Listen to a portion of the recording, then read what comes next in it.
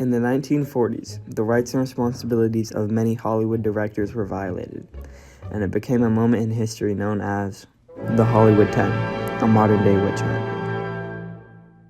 The beginning of this injustice started with a thing called the Red Scare. This caused the government to crack down on communism. Then they convicted 10 Hollywood directors of being members of the Communist Party without proper evidence. And people were just being attacked. As far as their constitutional rights being violated, it was their Sixth Amendment rights. It was their First Amendment right to free speech and their Fifth Amendment right to be able to not self-incriminate themselves in these hearings and these testimonies.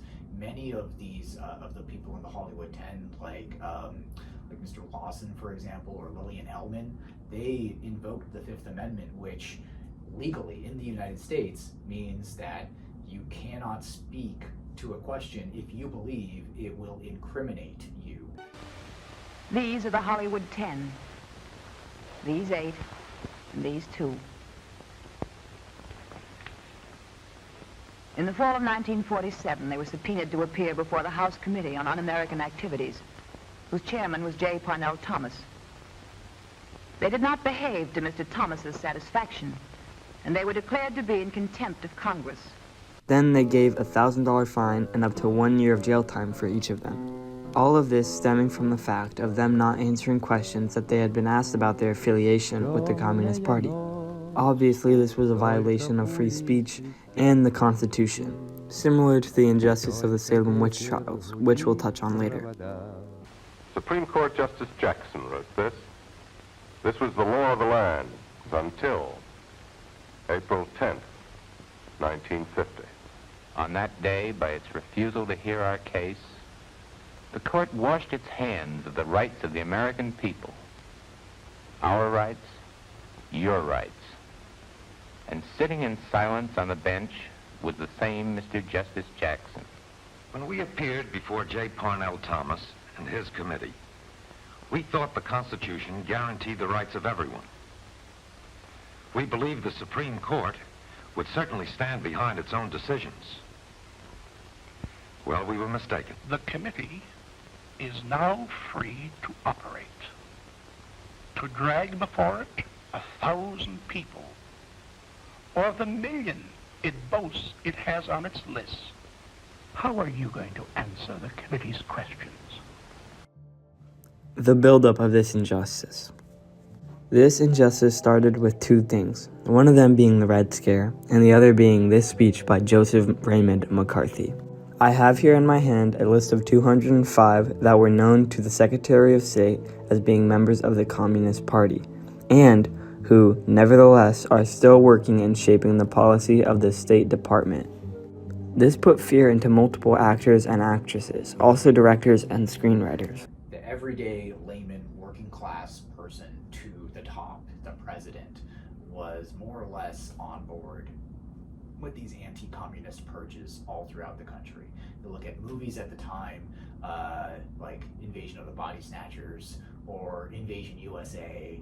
You listen to radio broadcasts of the time. You look at comic books, and indeed you look at top-level documents like NSC 68 or Harry Truman, president in 1948-49, announcing the Truman Doctrine that the U.S. would go out and help freedom-loving people fight against communism. It was a social thing. It was a societal thing. So not one person was responsible for this. You can say like maybe Joseph McCarthy started it, but that sentiment already had existed in the United States since at least, by my understanding, the 1870s and 1880s. On the other side of things, there's the Red Scare, which was the product of the Cold War. Basically, the Red Scare was a time period where anti-communist ideals were spread in the United States. This resulted in the formation of the House of Un-American Activities Committee, or the HAWC for short. The HAWC was founded in a time of uncertainty in America, the post-World War II years, when the country was gripped by fear of communism. As the Cold War began, the United States government launched a series of investigations into suspected communist sympathizers. Hollywood, a place known for its creativity and influence, became a target. The Hawk was led by Representative Joseph McCarthy, who sought to root out communist influences in American life. But Hollywood wasn't just another industry. It was a symbol of freedom, a place where ideals of democracy clashed. The rigidness of wartime patriotism. So their rights to due process were totally violated. They did not get any trial, really. They were arbitrarily blacklisted and fired from their jobs because of their alleged ties to the Communist Party or communist sympathetic groups, or groups that were sympathetic to the Communist Party. So there was no speedy or fair trial. Indeed, it was by all means of understanding, it was indeed like a witch hunt. The people behind Hollywood 10. The first of the 10 was Alva Bessie, a screenwriter, playwright, and journalist. Bessie had been an active leftist in political movements. The second of the 10 was Herbert Biberman, a director and screenwriter. Biberman was an advocate for social justice and a member of the Communist Party. The third of the 10 was Lester Cole, a screenwriter. Cole was involved in progressive causes and believed in the power of film as a tool for social change. The fourth of the 10 was Edward Dmytryk, a director who initially cooperated with the committee but later became one of the friendly witnesses.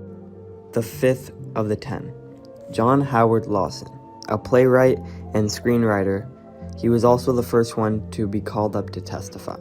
The sixth of the 10, Dalton Trumbo, perhaps one of the most famous of the 10. Trumbo was an acclaimed screenwriter who worked on films like Johnny Got His Gun and Roman Holiday. The seventh of the 10, Ring Lardner Jr., a screenwriter whose career would later flourish. But at the time of the hearings, Lardner was a loyal critic of McCarthyism. The eighth of the 10, Samuel Ornitez, a novelist and a screenwriter whose work in Hollywood reflected his belief in progressive politics. The ninth of the 10, Albert Maltz, an American playwright, fiction writer, and screenwriter. The last one of the 10, Adrian Scott, a screenwriter and producer who was blacklisted but later contributed to the fight against the blacklist. At the Hawk hearings, these 10 men chose to stand their ground. When asked to name names or implicate their colleagues, they invoked their First Amendment rights. They refused to testify, citing their right to free speech and their unwillingness to be used as pawns in a political witch hunt. But their difference came at a steep price. The injustice. In 1947, the Hollywood 10 were held in contempt of Congress, convicted, and sentenced to prison terms ranging from 6 months to a year. They were also blacklisted from the Hollywood studios, effectively ending their careers. The industry turned its back on them, casting them out in fear of losing lucrative contracts or becoming targets themselves. But their courage, refusing to betray their beliefs in exchange for survival, left an undeniable mark on Hollywood and American culture. In the 1690s, people really believed in magic and witchcraft, and that while religion was still a major threat in the anti-communist so-called hysteria of the time, it was not, it was a political, right? It was a political movement against people who were perceived to be of a political ideology, communist, rather than in the Salem witch trials of the 1690s, they were believed to be in league with the devil. There are some similarities in the sense that U.S. Americans they believed that they were restoring some type of order or saving themselves or the nation from some existential threat. In the 1690s, the existential threat was Satan and witches, and in the 1950s, the existential threat was communism and losing freedom, whatever that meant. Some people would say that the Hollywood 10 led to awareness of the Cold War and the realization of the unfairness of the U.S. government. One part that surprised me was how similar the government officials acted to the Salem witch trials. They were clearly biased and had already made up their mind on the matter. Overall, the government limited people's rights and responsibilities in favor of loyalty to democracy. The Salem witch trials relates to this because there's no way for the accused to win in the situation. If they confess, they must give the names of the innocent. If they refuse to get charged with the crime they did not commit, then they will be put to death. The same sought to silence them. They could not be erased. Their story serves as a reminder that freedom of speech is not only a right, it is a responsibility to resist the forces that seek to control it.